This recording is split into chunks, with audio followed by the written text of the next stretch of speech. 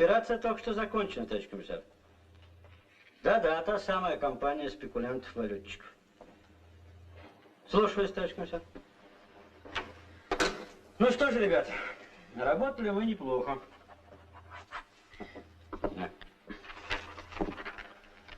А это что? А что ж ты билетики-то в кино не приобщил? Зачем? Что, выбросить, что ли? Так ведь и так все ясно, товарищ полковник. Да? Все взяться по личным и теперь сами рассказывают на перегонке. Подожди, а ты же говорил, что эти билеты завалялись в карманах двух разных лиц. Да. Смотри, оба билета в кинотеатр «Ударник».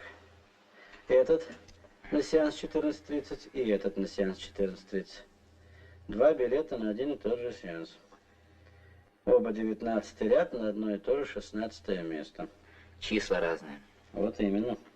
Значит, это место использовалось уже не один раз. Вероятно. Ну, оставь-ка их мне. Все? Да. Спасибо, ребята.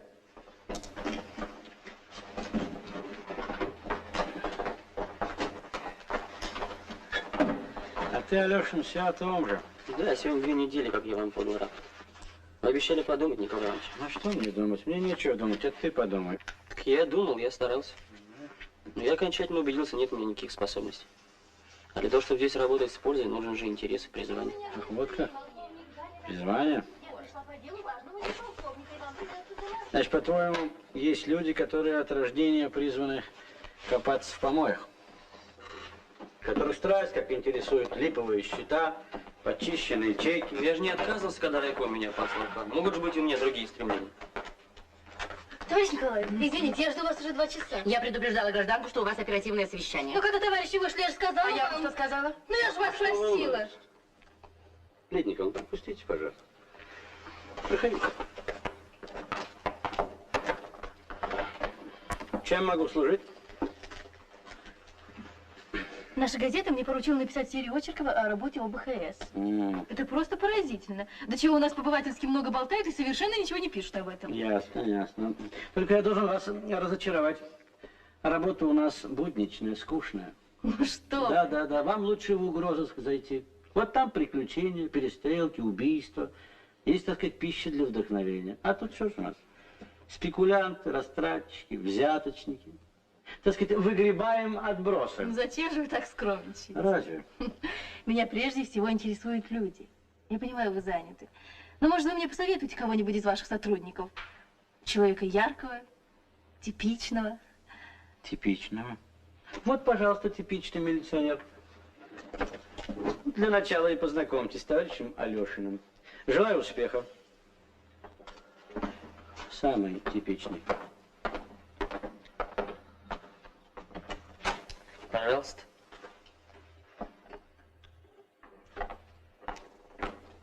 Алешин. Вот что, Алеша. Займись-ка ты напоследок этими билетиками. Возьми.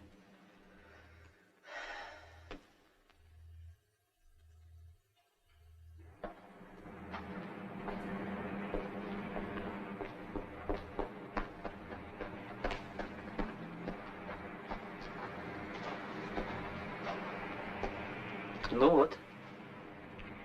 Мог бы для приличия хотя бы удивиться. 2 года не виделись. Да. Ты совсем не изменился. Все такой же холодильник. Ну как же так случилось? Ты окончил техноложку, химик, и вдруг милиционер. Ну, комсомол дает путевки, ведь не только на Целину. Ага. Ну как, Виктор, все хорошо? Его давно уже нет. Порхает где-то. Знаешь, я даже рада, что так случилось. Ей-богу. Да.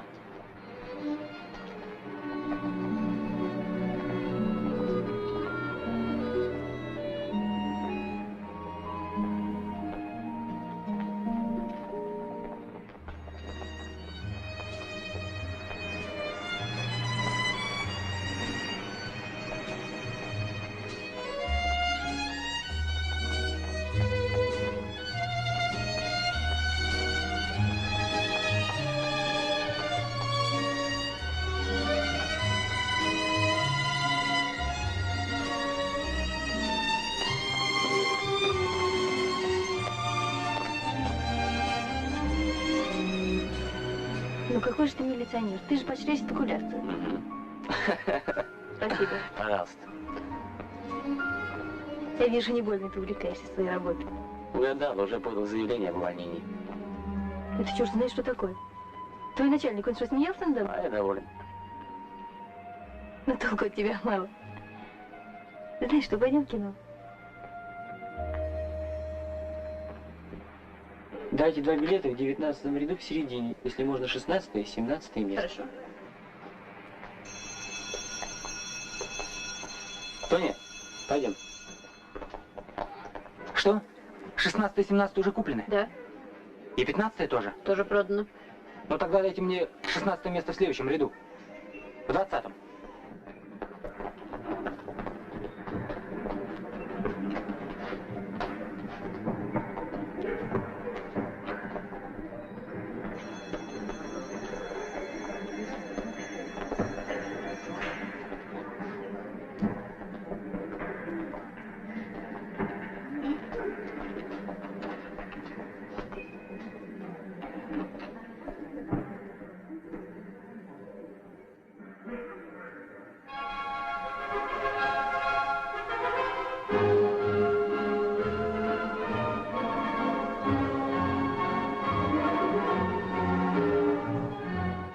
Вам кланяется Андрей Матвеевич.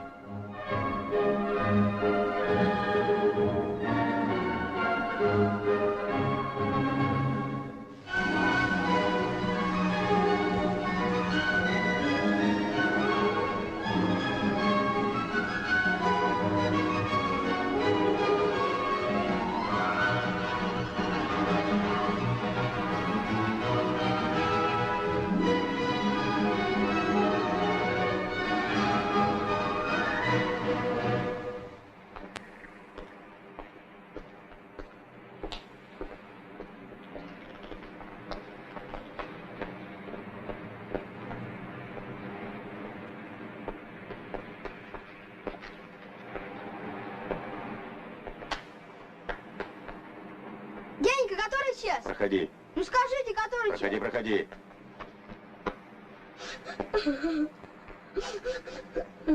Заткнись. Больно. Заткнись, говорю. За что, дяденька?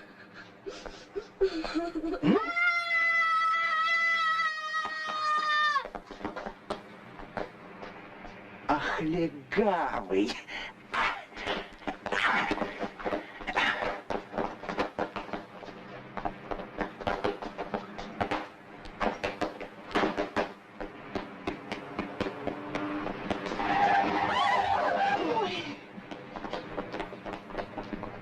Встретимся в 9 на Финляндском. В ресторане.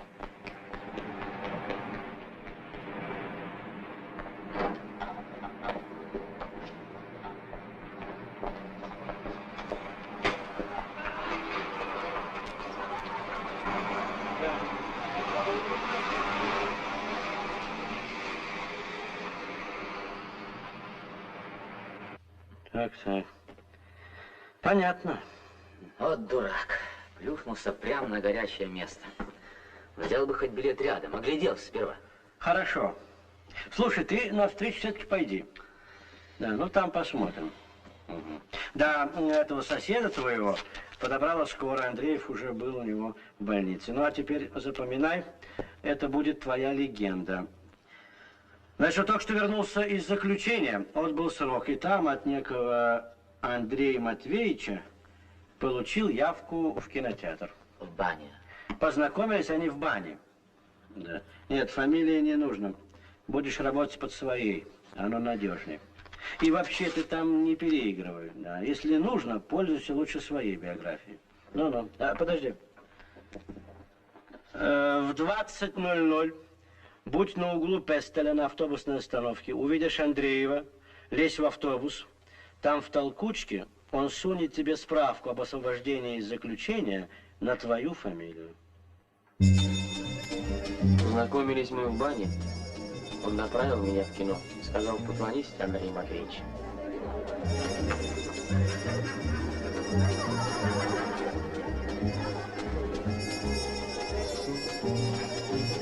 Сколько сидел на нарах?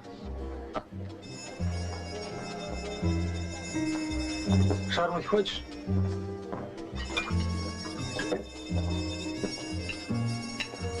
Скажи, как там? Еще не пробовал. Райская жизнь, сам понимаешь. А как кормят? Фрукты, шоколад. Как в Астории. Фрукты, шоколад, сигареты.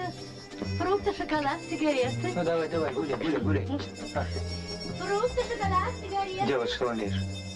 Учился в химическом, не закончил. Крыша есть? Нет, я ведь только вернулся. Пошел прямо в кино. Ладно. Сегодня переночуешь у меня, а там будем смотреть.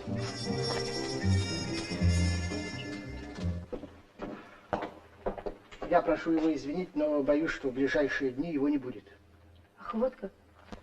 А скажите, он здоров? С ним ничего не случилось? Это в каком смысле? А, да, здоров, совершенно здоров. Кстати, дело поправимое.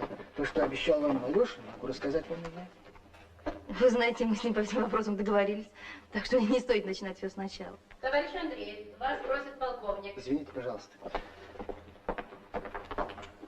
Я буду вам звонить. Нет, Николай Иванович, Алешин не вернулся. А что вот за 2 дня? Позвонить не мог, что ли? Куда его там угораздило?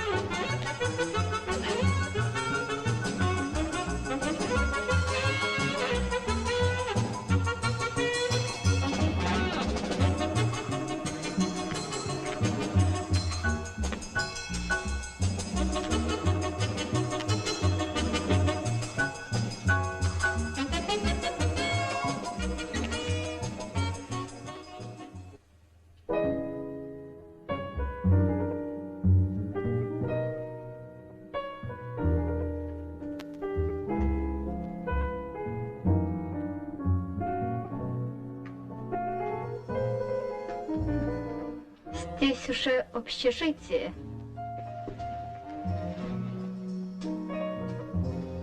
Вы появились сквозь запертую дверь, как Афродита из пены. Я не торгую пивом. Сиди там. И не смей подходить ко мне. Получишь по морде.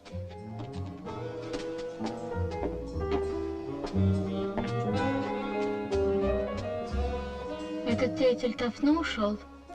Да, порядочный. Тебя как зовут? Ты, наверное... Не заводи свой граммофон. И вообще, я Мерлин Монро, у меня тоже номер лифчика. Понял? Господи, как мне все это надоело.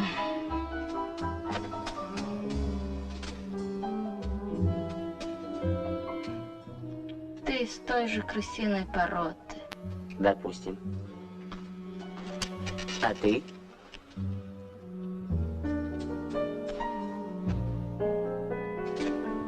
А ты, видно, из тех, кто больше верит цветам, чем людям. Только не говори, что это ты сам придумал. Скажи ему, а впрочем, ничего не надо. Да ты подожди, он сейчас появится. А мне это все равно.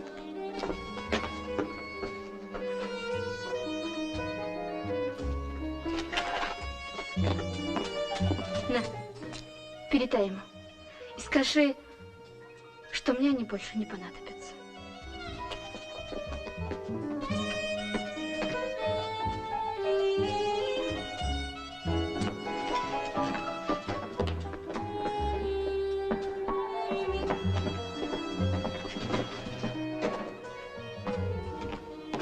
Почему дверь не заперта? Ты что, выходил? Дверь отпирал не я. На, держи. Инка из танка была? Ага. Давно? А вот только сейчас. Ладно, сама прибежит. Ну, чувак, Че? с тебя комиссионный? Тебе здорово повезло. Говорил сегодня о тебе с боссом. Расспрашивал. Ты ведь сказал, учился на этого, на химика. Ну-ну. Завтра утром пойдешь вот в этот институт и оформишься на работу. Жить пока будешь у меня. Какой институт? Что мне там делать? Зарплату получать. Ох. Ну что, Алеша, навидал девчонку, а? Угу.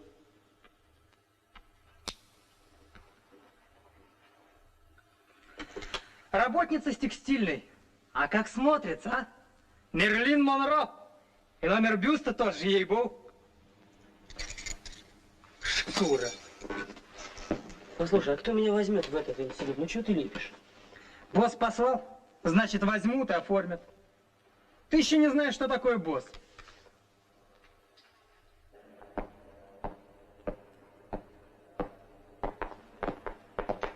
Здравствуйте, Ардальон Тихонович. Здравствуй, здравствуй, Травкина. Коза такая.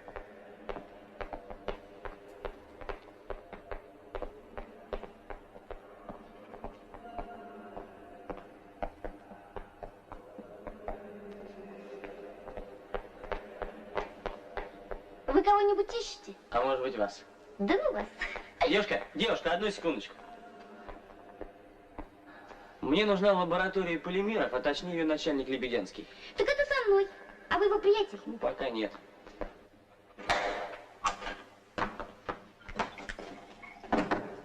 Кнопка, где вы торопитесь? Я жду. Очень остроумно. Сейчас. Сходите он у себя. Понятно? Все это не так сложно, если немножко пошевелить мозгами. Товарищ Лебедянский, да, меня прислали оформиться к вам.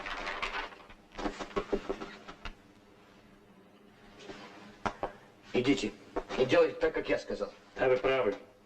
Действительно просто. Черт.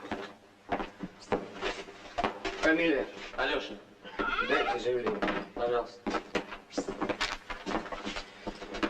Идите в отдел кадров, там вас оформят.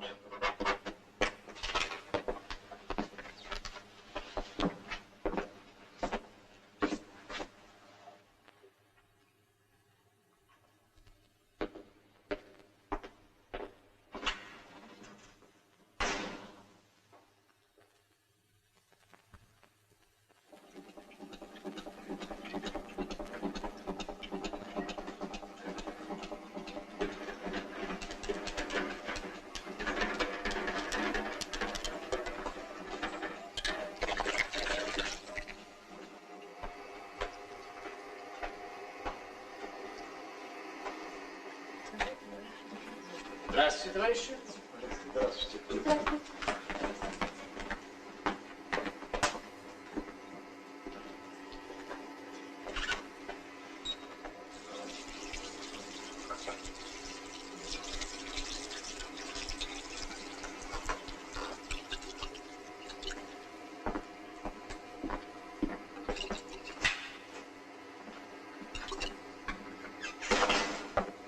Это что за гусь прошел? Как вы не знаете, товарищ Блинов, начальник нашего отдела. Почти член-корреспондент. Ага.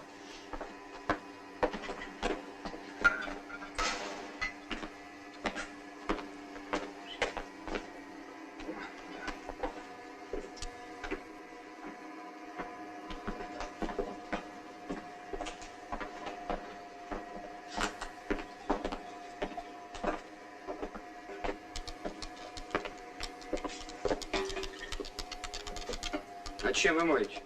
ЭДТУ. Динатриевая соль, этилен, диамин, тетраоксидной кислоты. А кто вам посоветует? Как это?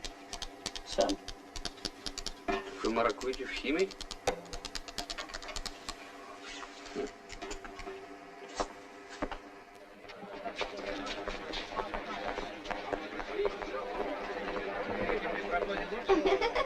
Да ну вас. Лебедянский абсолютно не в моем вкусе, что вы? Его еще знаете, как у нас называют? Великолепный сухарь. Нет, напрасно вы так решили.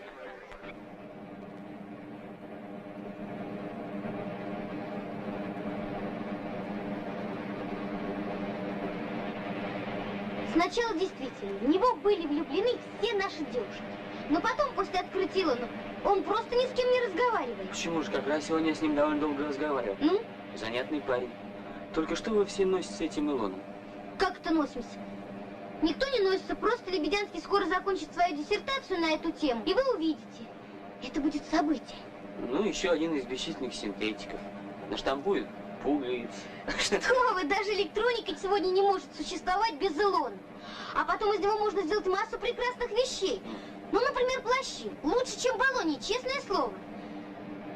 На выставке достижений были выставлены опытные образцы. Вы бы видели, какой был успех. Лебедянский давал пояснение. Ой, он был просто великолепен. А вы были, конечно, с ним там и разделяли его триумф. Не извините, пожалуйста. Да, я была там. Я просто работала вместе с ним на выставке.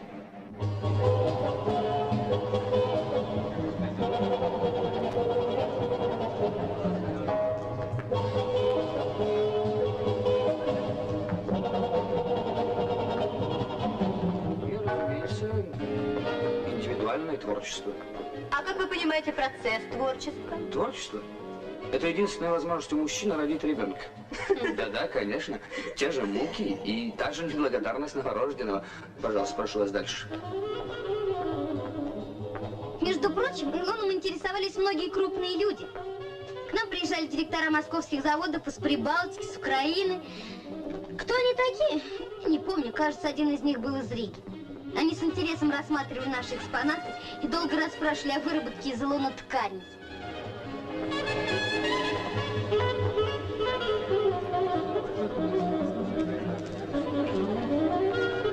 Мне тогда здорово повезло. Меня пригласили поужинать в Асторию. Ну да, Лебедянский на радость. Нет, не Лебедянский, а директор. А, вот что. Теперь понятно, почему он так заинтересовался Илоном. Да вы просто Отелло. Нет, пожалуйста, ничего не подумайте.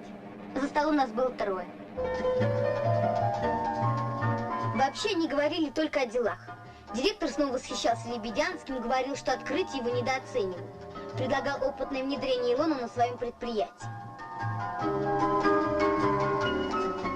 Ну и что же Лебедянский? Лебедянский? Он потом пошел танцевать. С вами? Нет, с дочкой. Погоди, с какой еще дочкой? Ну, с дочкой директора. Ах, ну да, я совсем забыла о ней сказать. Она, собственно, зашла только попрощаться с отцом. Принесла ему ключ от номера. Так, ничего особенного.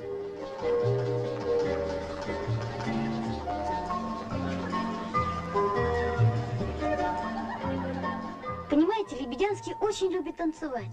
А я в этот вечер не хотела. Не могла же я в старых туфлях, да еще без каблуков.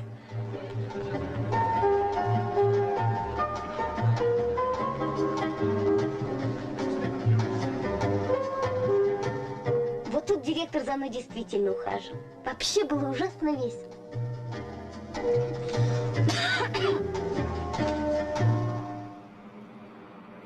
Ну что, пора по домам.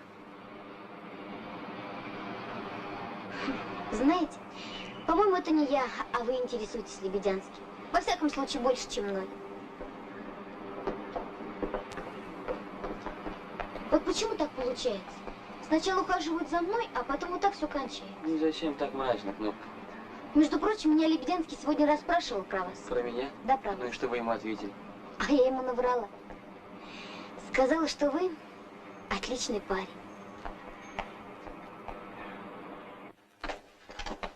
Разрешите? Я просмотрел список, кому были посланы пригласительные билеты на выставку. Это Москва, Урал, Прибалтика. Рига. Что такое Лебедянский, понять не могу. Безусловно, талантлив, умен. Яркое будущее, всеобщее признание уже сегодня. Да, и тут же безоговорочно оформляет Алешина на работу. Вот что, Шандыш, поезжай-ка ты завтра в Ригу. Займись этим списком. Может, среди них босс, а?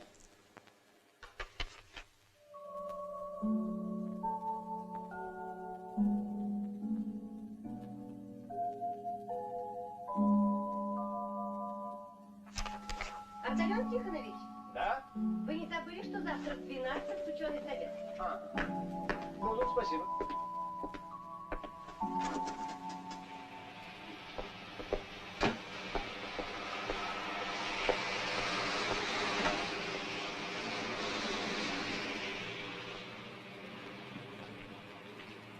Что это вас так интересует? Товарищ Блинов после научных трудов отбывает на отдых. В научном отношении абсолютный нуль. Дуб. Поди ж ты. Собственная машина, дача, положение, деньги. Эк вы его. А я-то думал, вы в дружбе, он вас так всегда встречает. Даже обнимает. Да, обнимает. Так что не вырвешься. Что вы не уходите домой? Меня дожидаетесь? Да нет, вот журналы просматриваю. Знаете, дома у меня не очень. Отстал я все-таки. А что, читаете по-английски? Ага.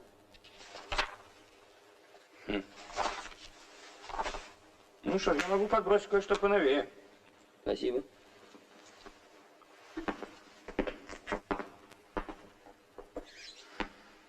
Вам никогда не приходило в голову, что у нас в почете должности, а не таланты?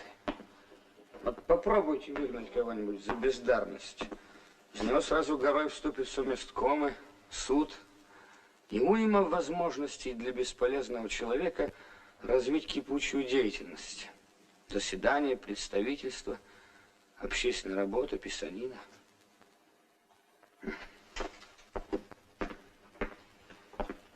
Есть такой спорт, что ли.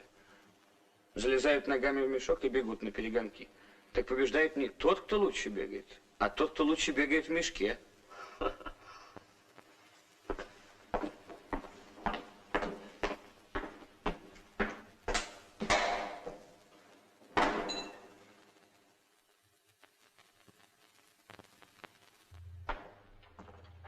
Ну, значит, договорились. Николай Иванович. Вы ко мне? Нет. Я только спросила товарища Андреева. Угу. А вы не об Алешине? Да. Что же мне не позвонил? Я вам звонила, но Ну, что ну? Андреев говорит, что... То есть он ничего не говорит, но я чувствую, что от меня что-то скрывают. Скажите, что с ним случилось? Да ничего с ним не случилось. Поверьте мне, он здоров и в полном порядке. Ну, сейчас его нет. Я еще не знаю, когда он будет. Это все, что я могу сказать вам сегодня. У вас есть мой телефон? Да. Ну, так звоните. В детстве мне пришлось туго. Я, видите ли, всегда был первым учеником, но и всегда голоштанником. Мой героический папенька после фронта не вернулся. Остался с боевой подругой. Так что мать одна тянула меня в люди. И в это помогли эти самые месткомы? Ну, только, пожалуйста, не агитируйте. По существу в каждой области все решает несколько талантливых одиночек. Они потому и одиночки, что талантливы. И трудно им, потому что они одиночки. А как вы думаете, будь я, скажем, в той же Америке, вот такой же химик, автор Элона, я бы, наверное, имел бы уже виллу, текущий счет в банке. А? Впрочем, в Америке при тех же условиях я бы вовсе бы не был химиком. Не выбился бы. Кошмар. Здрасте. Здравствуйте. А я всегда верила, что Толика ждет большое будущее. Вы знаете, даже никто не подозревает, какой тот добрый, деликатный сын. Вот недавно, ну, вы сами понимаете, иногда не хватает. Ну, я связала несколько кофточек для продажи. Да. А когда Толик узнал, так рассердился. Не надо, говорит, маму унижаться. Жалеет. Мамахин в своем репертуаре. Да нет, Толик, я ничего. Поговорили? А не пора ли освободить площадку? Да. Я сейчас. Ухожу. Вот. До свидания, до свидания. Вот. Слушайте, вы, кажется, положили глаз на нашу милую кнопку. Что, ревнуете? Впрочем, великолепный сухарь не удостаивает женщин внимания. Нет, удостаиваю.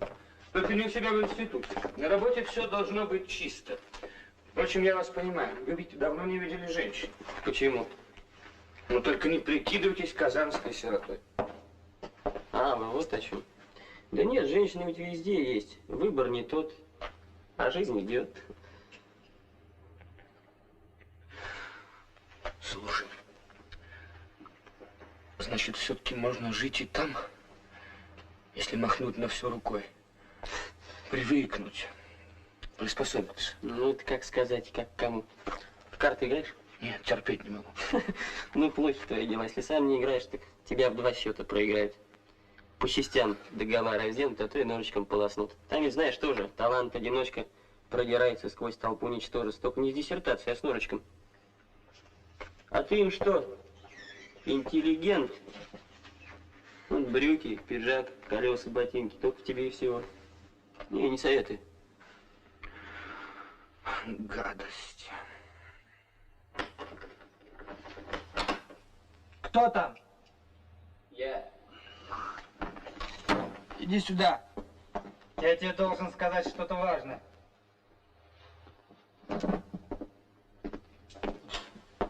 Ну? Инка Эстонка не заходила? Откуда знаю? Я же был в институте. Шкура. Я сегодня весь город обшарил. Прячется шкура. Это то важное, что ты мне хотел сказать? Заткнись! Стой!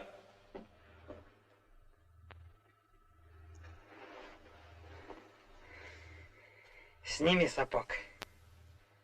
Не приучен.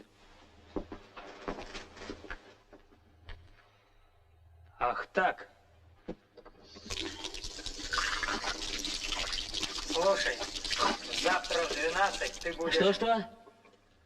Я говорю, завтра в 12 часов будешь в Петропавловской крепости. В соборе встретишься с боссом. С боссом? А как я его узнаю? Солидный мужик. Да он сам тебя найдет. Ты ахнуть не успеешь, как он вот перед тобой.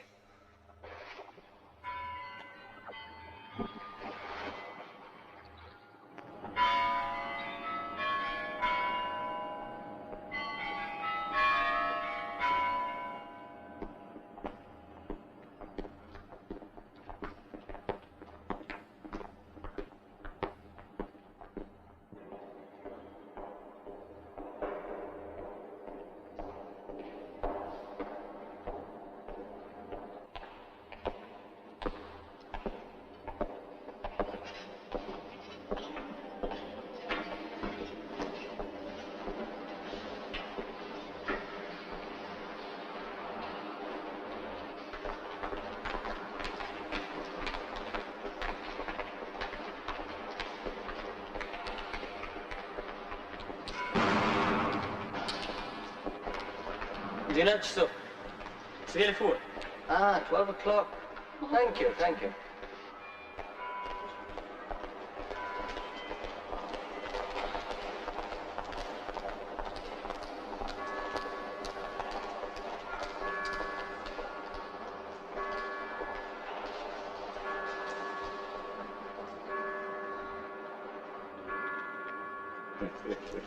Вот ведь царизм свергли, а все ходит и ходит смотреть на него. Люди любуются красотой, чем до таланта в этой работе. Царизм под полом догнивает. Эх вы его. Таланту вашему не забывайте, жевать надо. Кто платит, тому и угождают. Вон сколько золота и мрамора наворочили. А по мрамору надпись Петр, Александр. Кто капитал вложил, тот и славится.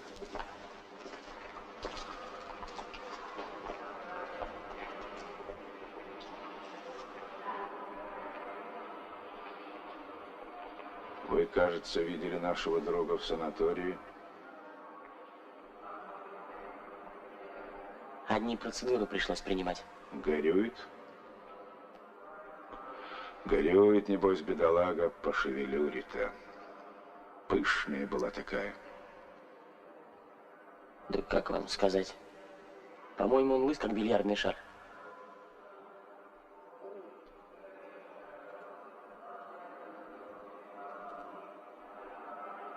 Самодаш. Да, время дремучее. Соцдействительность. Такие штучки уверенность и спокойствие возвращают.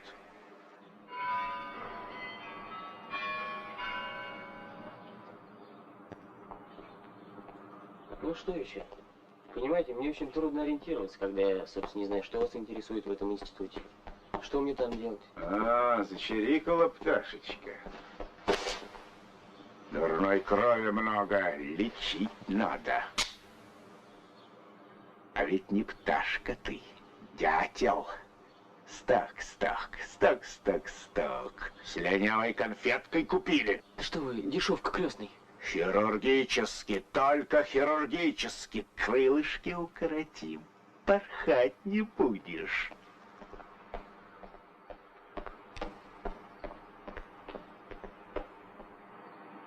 Шучу я. Я эти самые шутки до ужаса люблю. Перейдем к делу. Задание получите позже, скрывать не буду, к вам необходимо присмотреться.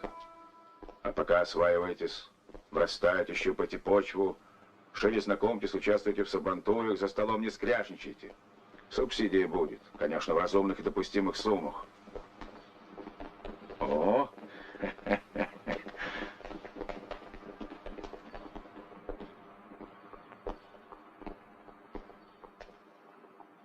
Теперь запомните, всякая там самодеятельность исключается.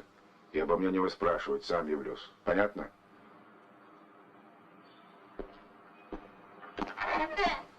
О, Трубецкой бастион. Ну, а дальше вы сами осматриваете. Не люблю я этих ужасов царизма. Бывайте.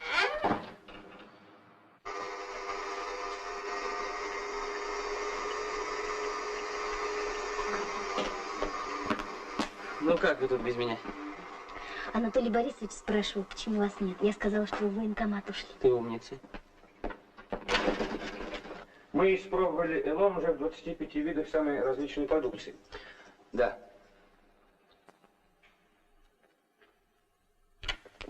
Простите. Кто это? Один наш молодой сотрудник. А в чем дело? Да нет, ничего особенного. Знаете, пожалуй, не стоит откладывать. Статью я вам занесу проверить завтра. Александр Иванович! Александр Иванович! Да. Вас Анатолий Борисович зовет. Она ушла? Кто? Ну, это корреспондентка. Вы тоже заметили? Вот нахалка, а? Ушла.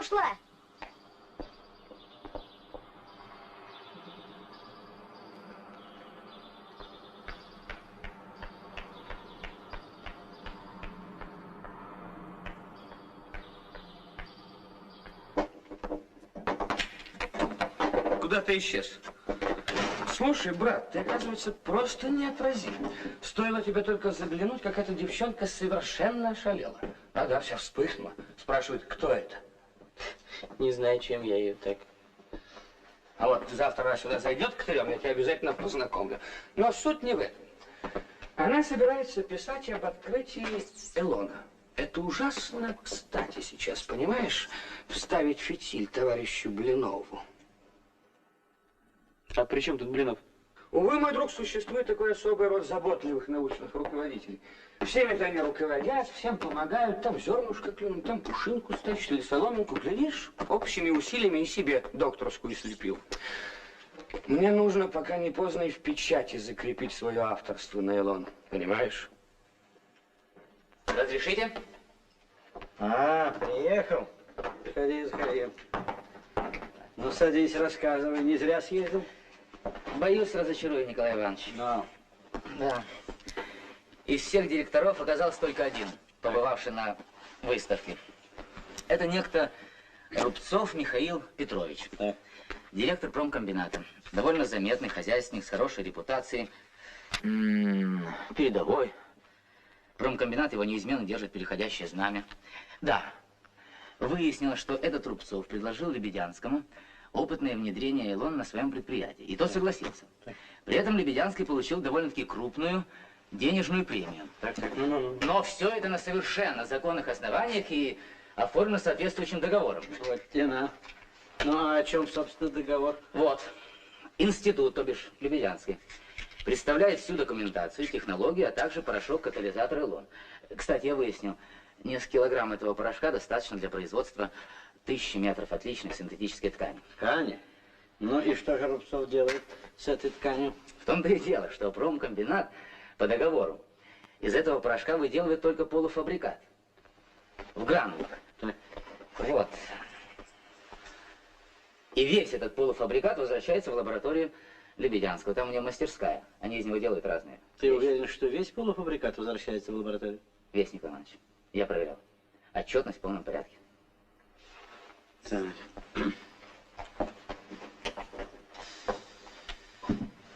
Позволь. Какой же тогда интерес Рубцову?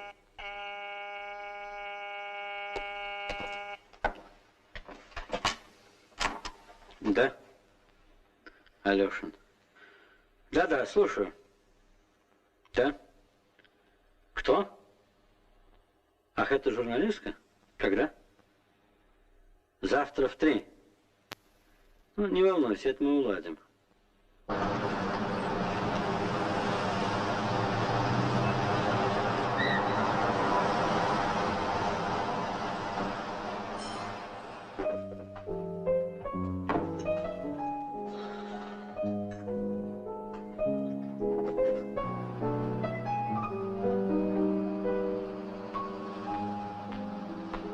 В общем, в институте вас прошу пока не ходить. Договорились. До свидания.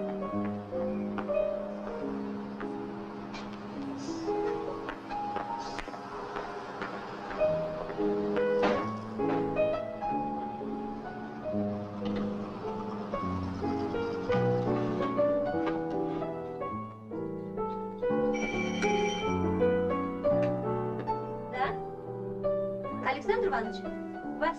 Да, спасибо. Да, слушаю. Алло. Алло. Алло. Алло. Ну отвечайте, алло. Алло. Алло. Алешин, а ну-ка зайди ко мне. На, читай.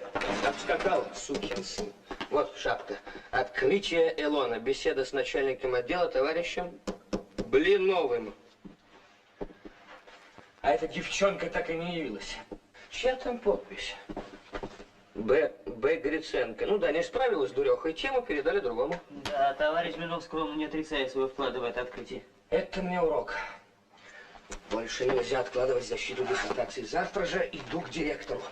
А то и защищать-то будет нечего. Это диссертация? Да. А можно я ее прочитаю? Возьми. Может, присоветуешь, что перед решительным боем.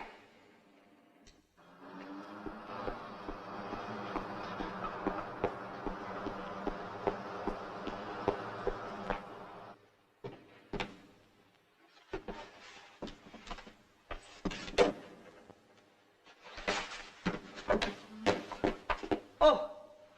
Здесь что уже семейное общежитие? Ну, милости просим, а то Егор, вот, до чертиков уже надоел. Инка не забегала, не видел Инку. Весь город обегал. Он тебя видел?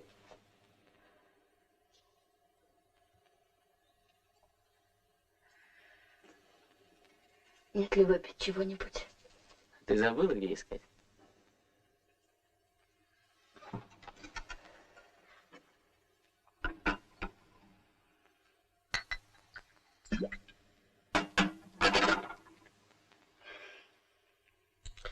Ключи, значит, опять к тебе вернулись. Понадобились все-таки. Да мне это понадобилось. Мне нужен этот подонок, вонючие губы, липкие лапы, хорек, рыжая крыса. Лучше бы мне умереть.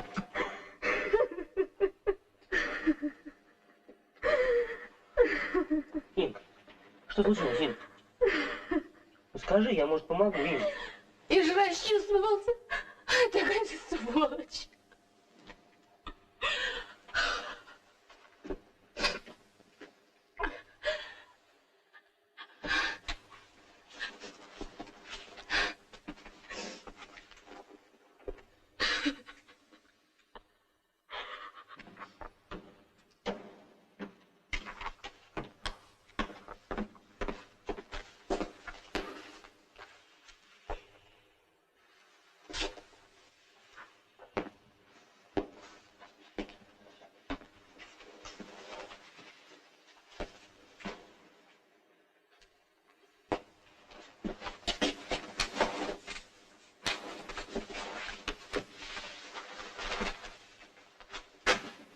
Ты знаешь, что эта шкура задумала?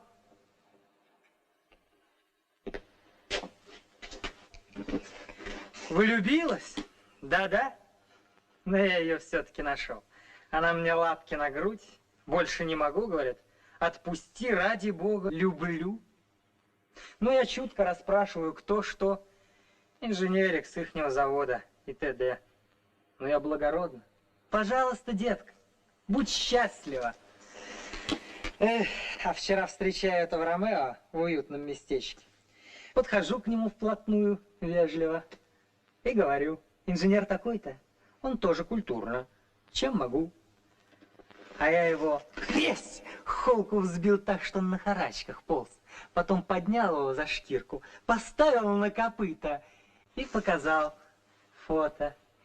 Инка во всех видах, в чем мать родила. Итак...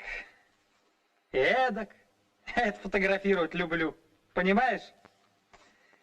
Да, вот хочешь? На, полюбуйся. Подлец. Не смей!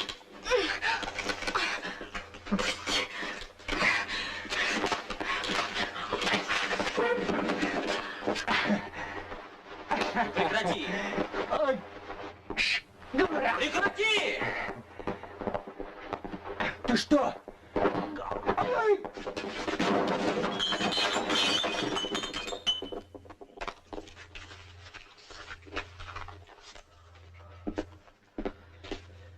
Давай, уходи отсюда, живо. Давай, давай.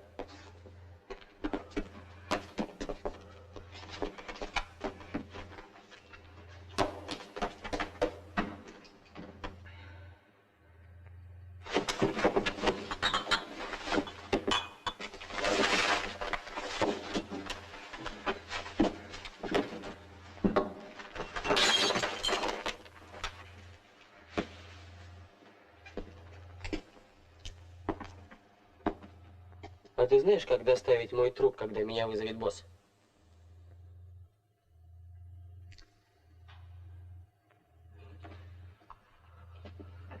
Соскучился по разговору с абадажем? Какая ты все-таки действительно скотина. Жалостливый. Уж не сам ли к девчонке ладишься? Эх, счастье твое, что сегодня.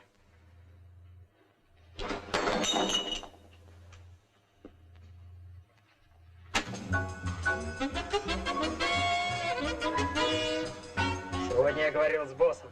Он велел тебя завтра в 12 ждать на условленном месте.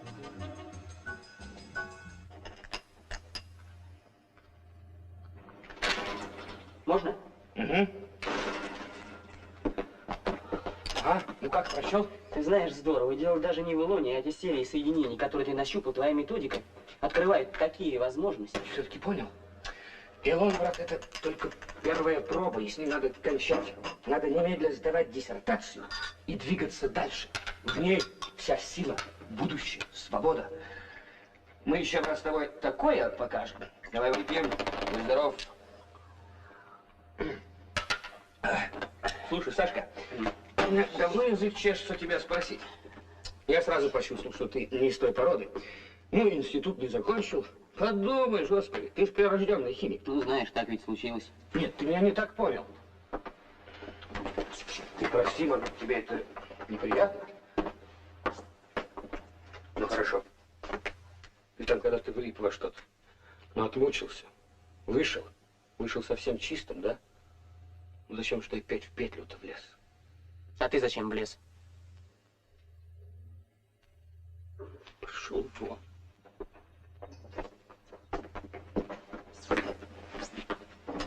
Так наглел совсем. Стой! Ну что? Возьми стул, сядь! Черт! Дверцы меня с ума сведут.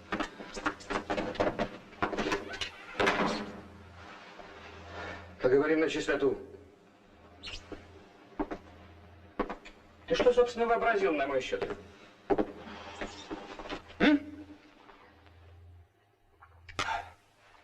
Я абсолютно не знаю, какими махинациями занимаются твои приятели, но то, что делаю я делаю на совершенно законных основаниях. За исключением того, что ты их снабжаешь порошком для этой махинации. По договору. С излишком. Откуда взял? Да брал-то не я. На, вот. Сабадаш приказал тебе передать.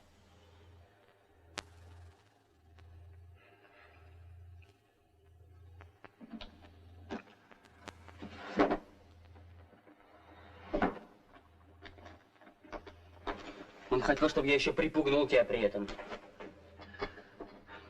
Наглец. Да я его не боюсь. Он у меня сам в руках.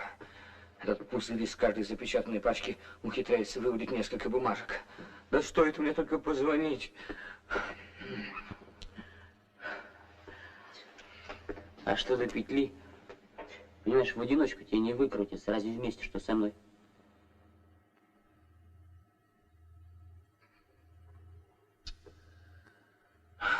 Уйди. Я устал.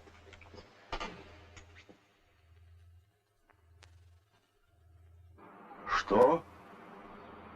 Диссертацию, говоришь, хочет защищать? А вам что до этого? Я так, между прочим, об этом сказал. Так вот, значит, что он задумал. Из Силков захотел освободиться. Не выйдет. Слушай, Алеша, вот когда твоя минута пришла, действуй, как знаешь. Хочешь, бери на испуг, или там какие научные заковыки подведи, только это надо немедленно поломать.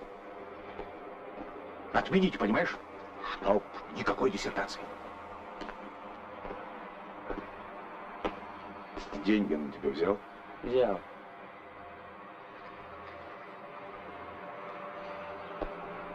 Сперва не хотел, даже грозился.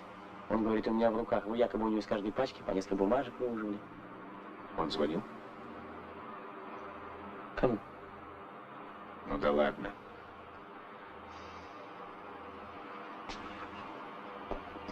Ах ты. Вот что. Задание тебе насчет диссертации отменяю. Этим я сам займусь. Я ему вправлю мозги.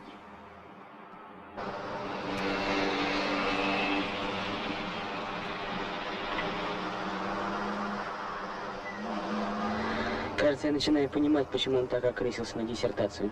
Почему? Ну, понимаешь, пока Илон в лабораторной разработке, ну, то есть до защиты диссертации, всем бесконтрольно распоряжается Лебедянский, а это Бус как раз нужно. Зачем?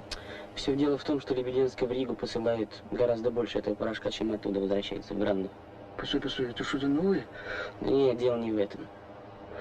У Лебедянского есть последняя надежда, что с защитой диссертации все кончится. Тогда он вырвется из рук этих прохиндеев. Они потеряют к нему всякий интерес. Тогда эта история будет похоронена, ты понимаешь? Он защитит диссертацию, вот увидишь.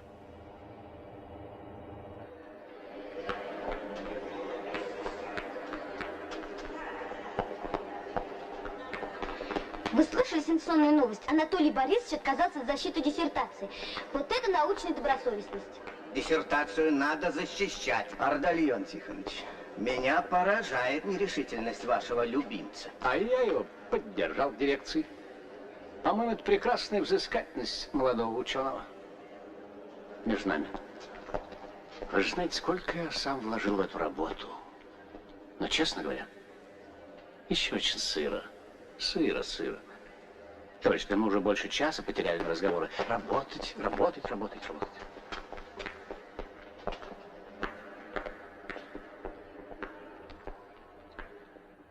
Ты, говорят, отказался от защиты? Можно? Да. Товарищ Блинов просил прислать ему материалы по Илону. Поскольку диссертация откладывается, он хочет познакомиться и, быть может, помочь. Вот так он выразился.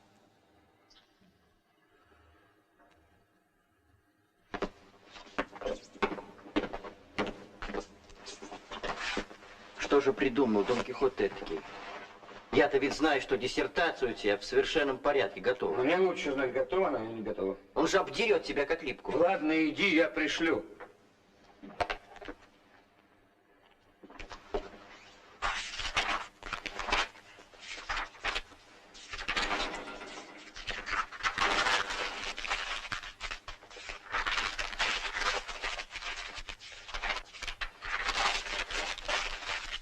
Теперь пусть попробует списать. На, отнеси этому. Значит, все-таки испугался? Замолчи ты! Уж тебе-то... Послушай ты, если женский голос, скажи, что миллионера сегодня не будет. Да. Нет, Лебедянского нет.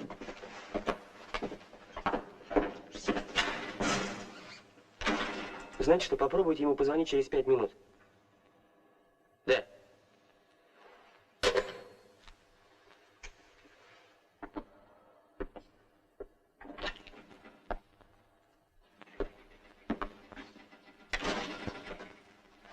Ну и темперамент у твоей знакомой. А голос приятный.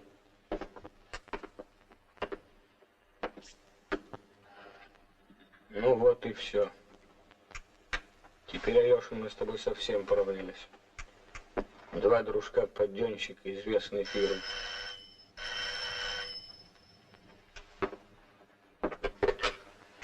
Да. Ах, это все-таки вы? Да, я не хочу говорить. Да, я не хочу встречаться. Ах, ты хочешь всю правду? Ну, хорошо. Я буду дома часам к 8.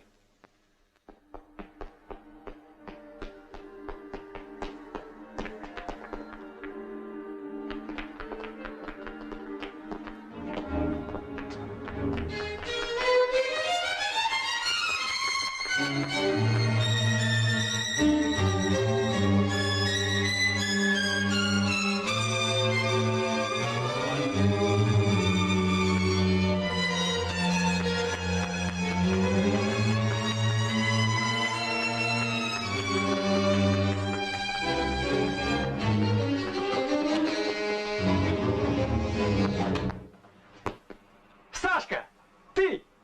Откуда ты тут взялся? Ну ладно, пусти. А я, понимаешь, мимо проходил. Ну ладно, пусти, тебе говорят. Ну куда ты торопишься?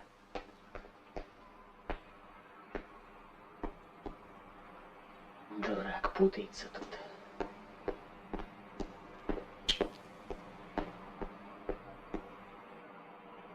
А я тут, понимаешь, совершенно случайно. Угу. Не нравится.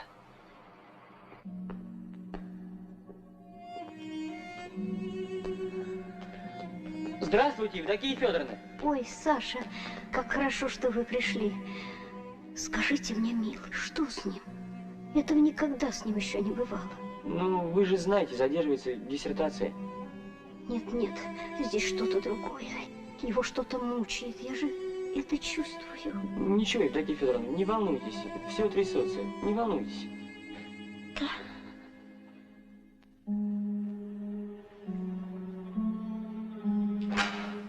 Можно?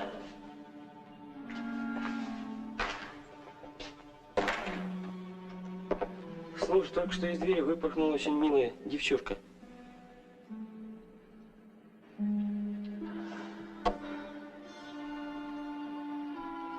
Все вынюхиваешь, саботажник. Уж не она ли ты звонил? Хватит. Больше не могу. Сейчас я убью тебя. Бей. Ну бей. Бей, гадина. Я давно этого жду. Ты для этого ко мне и приставлен. Проспись, химик.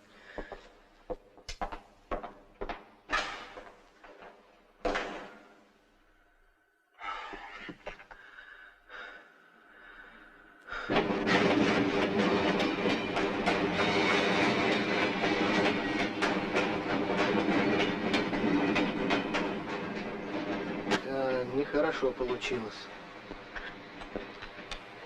А все-таки Лебедянский крепко поверил, что ты работаешь на саботаже, а?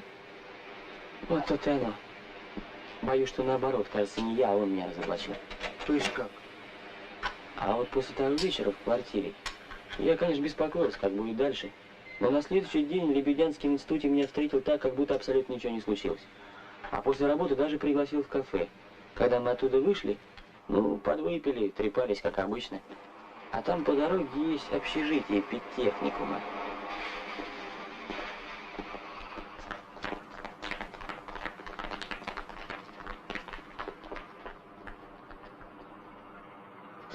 Стриптиз коллективный. Вот скажи, ты бы хотел иметь шапку-невидимку, чтобы проникнуть туда? Не, я не созерцатель. А, ты деятель. Впрочем, сейчас и на шапку-невидимку есть управа. Стоит, скажем, ревнивой супруге пометить своего благоверного изотопами и отправить тут же на тот свет. Ну чушь, изотопы в небольших дозах безвредны, как молоко. Но счетчик радиоактивности безошибочно обнаружит любимого, и жена сможет проследить каждый шаг его на пути греха, даже если он хитрюга, совсем неуловимо. Что? Хороша идейка. Понимаешь, он же не случайно подсказал мне эту идею. Изотопы. Вот что нам нужно, чтобы добраться до неуловимого Рубцова.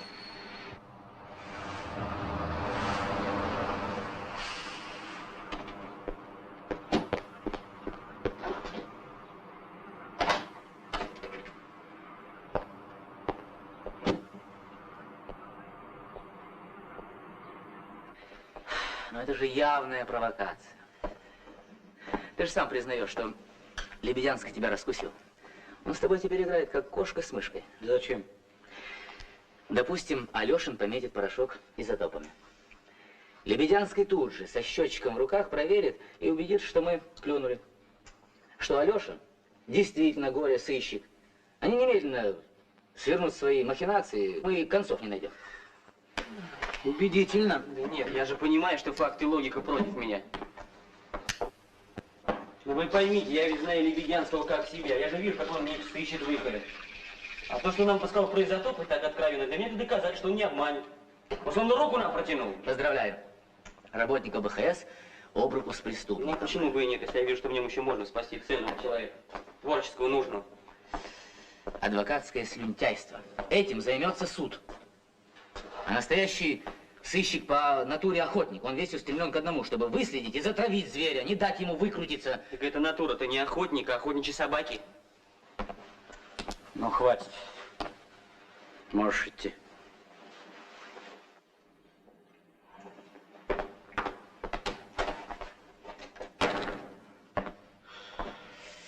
Барин, да ничего, добрый. Хочет перевернуть весь мир. Но это скоро пройдет. Пройдет, говоришь? Да. Ну, если пройдет, то на пенсию надо. Что вы предлагаете? Изъять Алешина из института. Дальше. Немедленно брать Лебедянского, Сабадажа и всю эту компанию, пока не замели следы. А что мы предъявим суду? Будем выжимать показания? А Рубцов? На него вообще ничего нет. Договор-то у него законный. Сделаем так. Алешина из института убрать. А все-таки порошок пусть он пометит. Я возражаю, Николай Иванович. Я не хочу участвовать в этой авантюре. Я подам рапорт. Рискнем.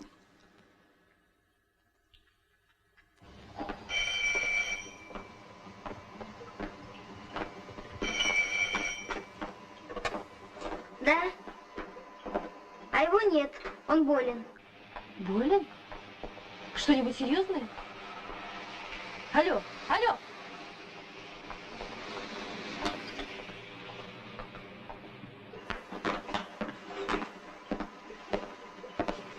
Что, Алешина и сегодня нет на работе? А он, бюллетень, Анатолий Борисович.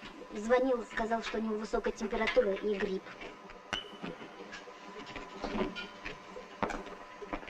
Я вас очень прошу. У меня дело серьезное, и товарищ Николаев мне сказал, что я могу обращаться прямо к нему. У него сейчас совещание, потом он идет к комиссару.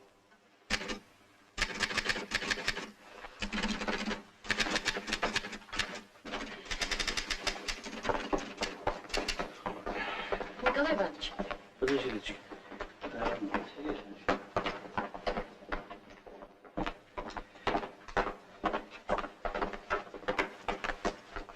Я доложила полковнику, он вас примет. Спасибо, не надо.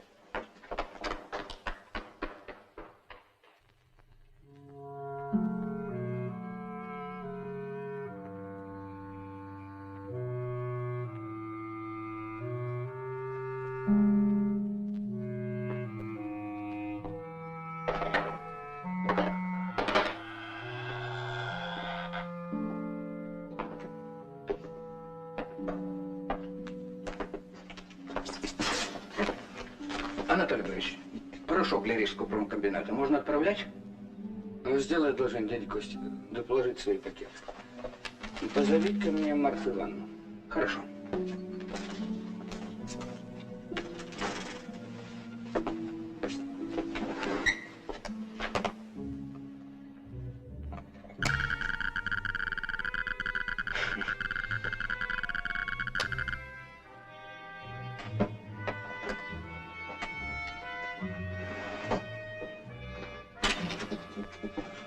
Сейчас придет. Анатолий Борисович, а как насчет порошка? Направляйте.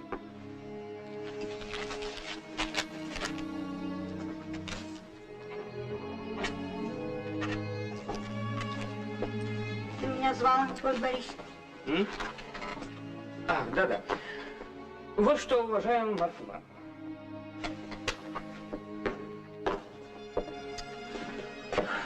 Надо вызвать слесаря починить замок.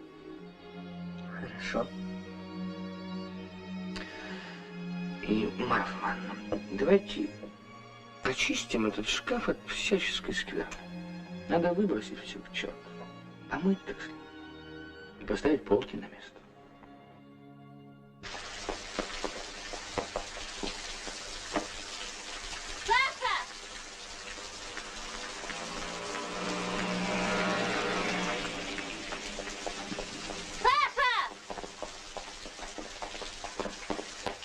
Здравствуй, Тонь.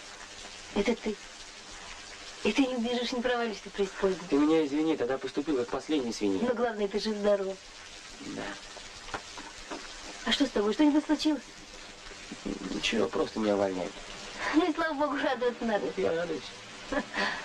Объяснить по-человечески ты выше твоих сил. Ну да, это величайшая тайна.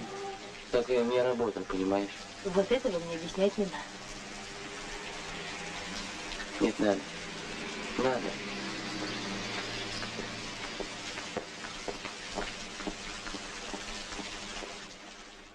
Ну теперь ты поняла? Все кончилось тем, что мне пришлось уйти из института. Кстати, Лебедянский очень надеялся на твою статью, ты понимаешь? При чем тут я? У меня статья давно готова. Но теперь я ее могу показать ему?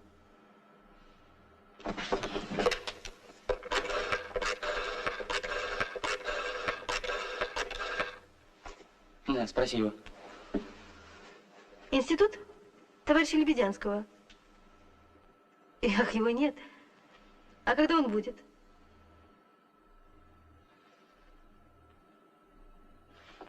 Неизвестно. Слушай, ну если он сбежал, все рухнул, я провалил очень важное дело.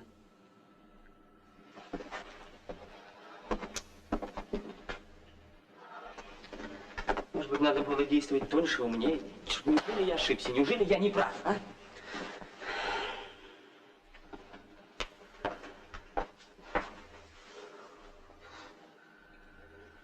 Только так ты должен был поступить. Только так.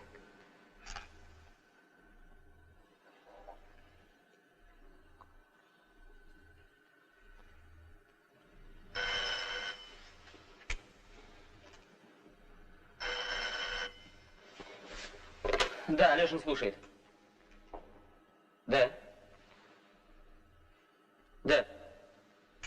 Сейчас. Сейчас.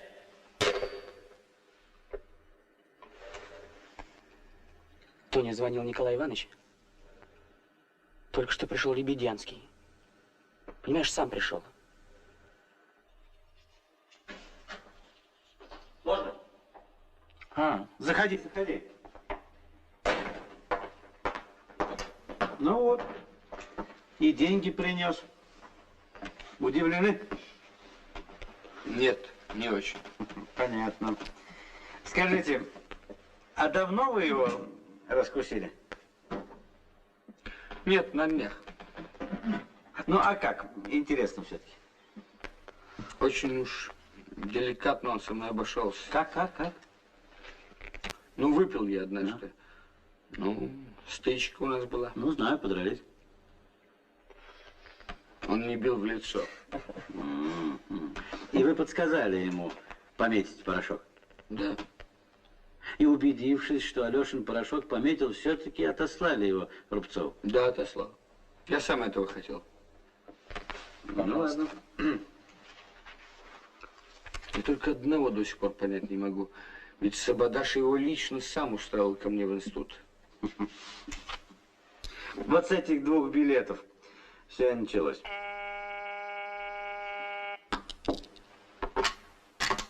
Да, иду. Подпишите ваши показания. Прочтите сначала внимательно, а потом подписывайте. Ну, здорово. Я рад, что тебя хватило. Я знал, что ты придешь.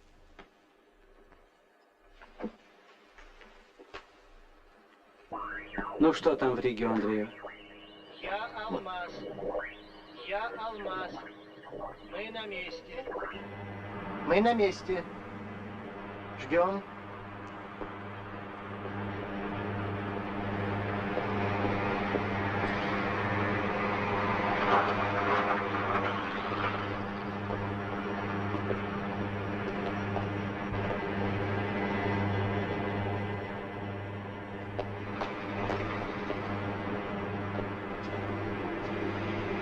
Это он? Да, Рубцов.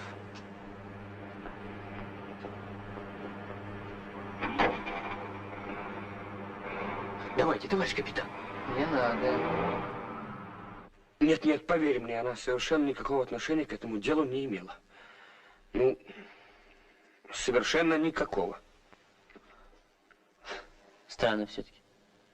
Знаешь, девушка выбежала от тебя такая расстроенная. Если ты не хочешь говорить нет, так нет, ты извини.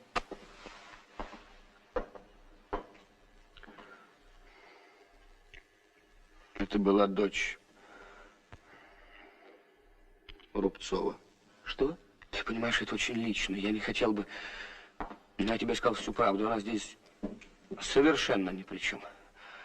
Может быть, ты мне не веришь, что его дочь... Ой, если б я раньше понял, что она ничего, абсолютно ничего не знала. Ты знаешь, что с ней случилось? Да, она погибла. Я Алмаз. Я Алмаз. Счетчик работает. Счетчик работает.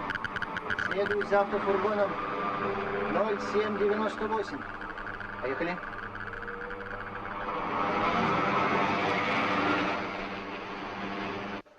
Познакомились мы случайно в ресторане, куда пригласил меня Рубцов после выставки. Она зашла попрощаться с отцом, занесла ему ключ от номера.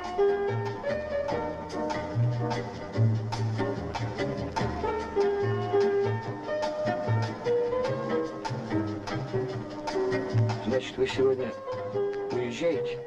Нет, я с отцом не уезжаю. Я ведь учусь здесь, в консерватории. О, когда-нибудь вы станете знаменитостью. Что вы? А вы ученый? Вроде. Я еще ни разу не встречала ученых. По-моему, это самые интересные и глубокие люди. А вам не хочется заглянуть в эти глубины? Хочется. А знаете, Юля, вы ужасно милый парнишка.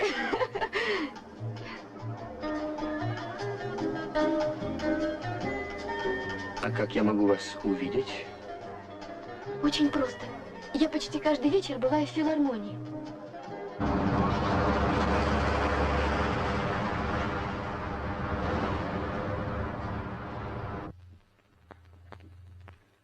Ее отец до самого конца так и не знал, что мы встречались. Это она? Она.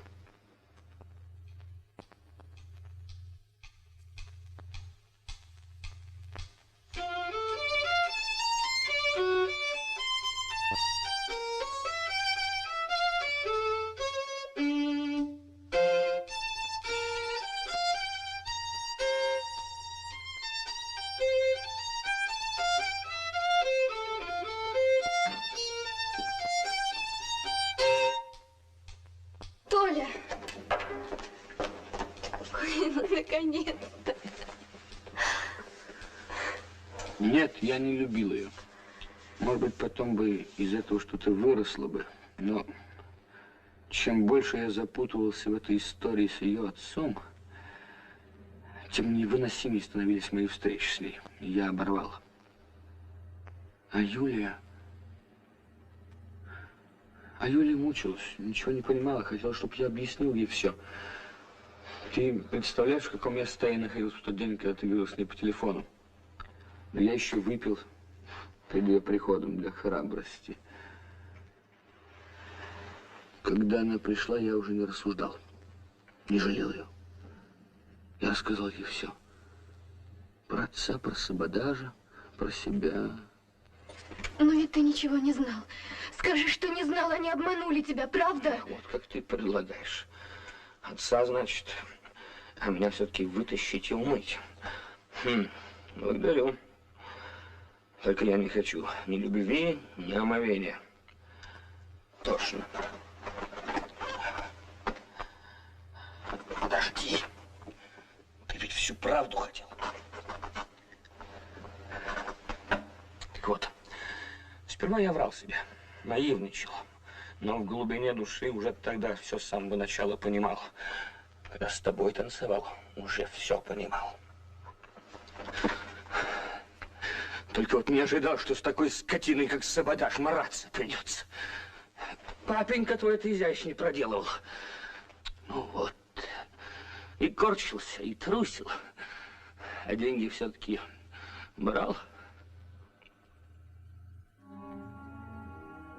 Если ты лжешь, это подло. А если это правда?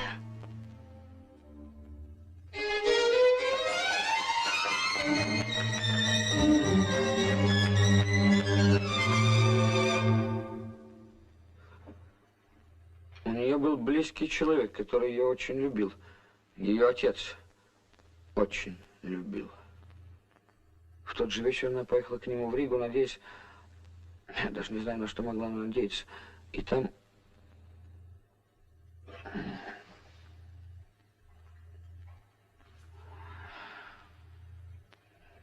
Узнал я уже потом, рассказала мне ее квартирная хозяйка. Вообще еще неизвестно, как все это случилось. Автоинспектор считает, что это несчастный случай. Шоссе было мокрое, шел дождь. Руки женские. Вот. Разбилась она ужасно, изуродована так, что хранили в закрытом гробу. А что на душе у нее было тогда, таких фотографий нет.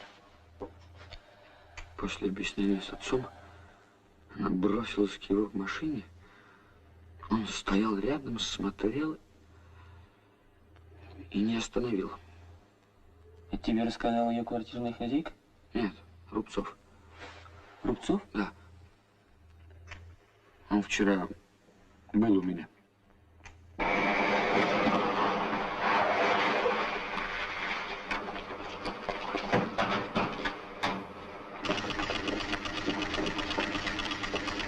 Работу прекратить! Всем оставаться на местах.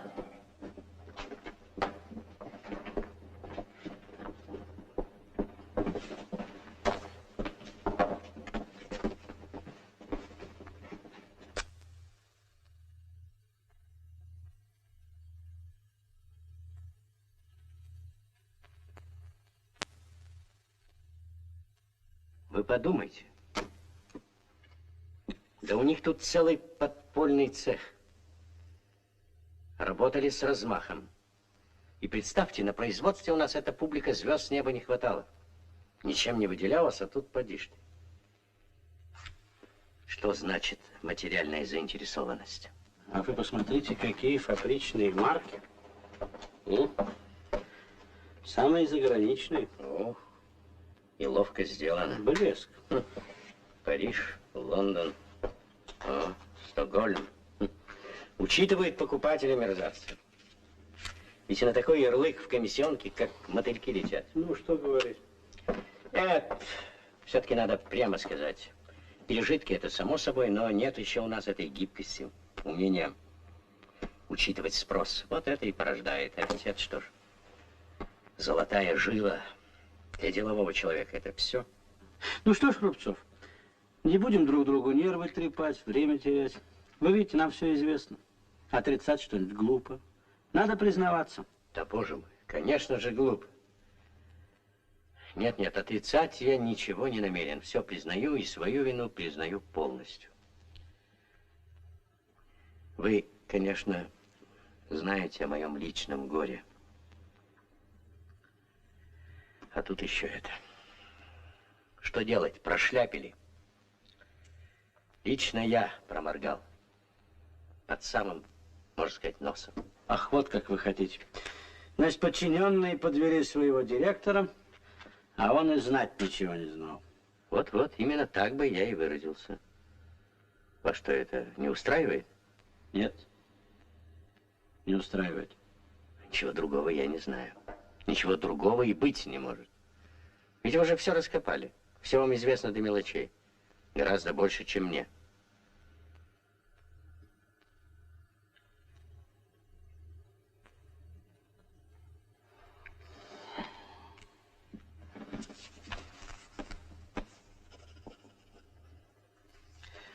Можете идти.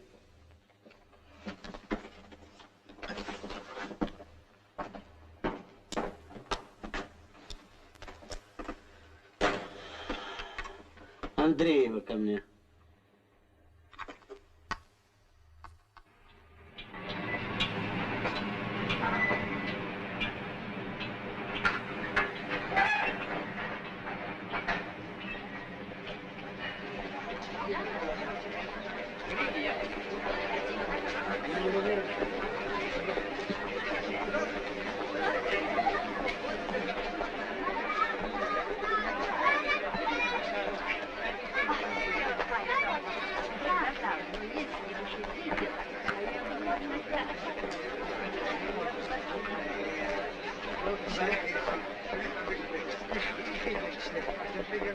Какими судьбами? Этим же поездом. Что вы говорите? Да. Приехали искать улики. Угадали. Не завидую вам. Звоните, буду рад помочь, если смогу. Непременно воспользуюсь. Николай Иванович! Ну, желаю успеха. Благодарю. А то садитесь, подвезем. Да нет, спасибо, я на такси. Ну, что вам томиться ожиданием? Садитесь, садитесь. Ну, что ж...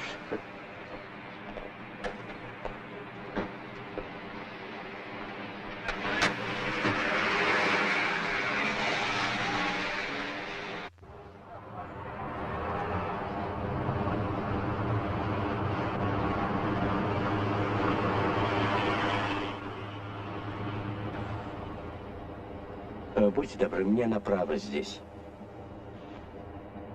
Позвольте, куда же вы? Заедем сперва в одно место, тут недалеко, а потом и вас отвезем. А?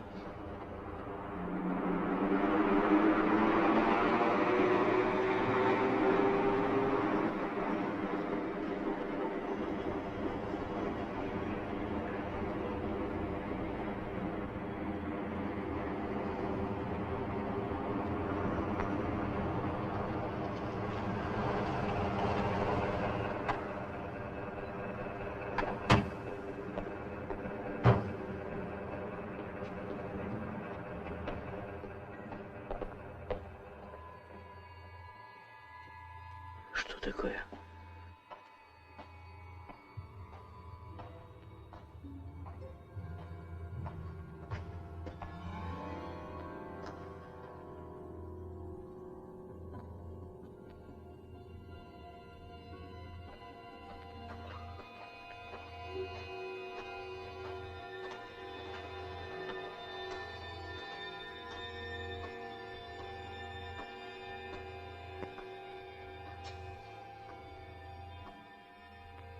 Что это значит? Понятые на месте? Так точно, все готово. Приступайте.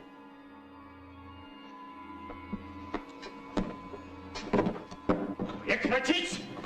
Я запрещаю! Запрещаю! Как вы посмели? Кто вам дал право издеваться над мертвыми?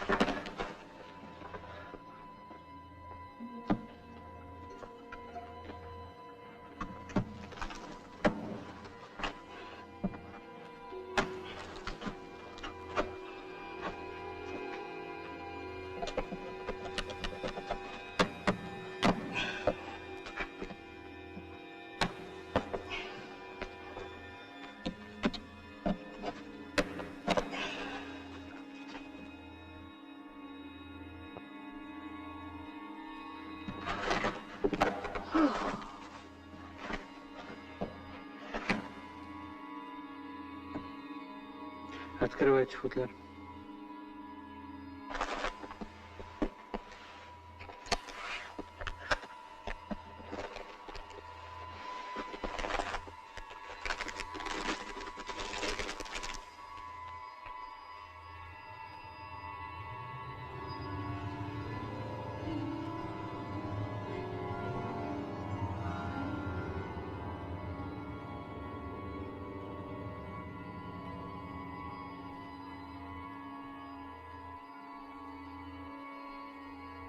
Сабадаш, повторите ваши показания. Коротко. Рубцов вечером вызвал меня к себе, чего никогда не бывало. Показал закрытый гроб дочки. Плакал при этом. Ну, приказал достать точно такой же гробик. Накануне похорон ночью я привез, а настоящее мы с ним втихую вывезли и зарыли.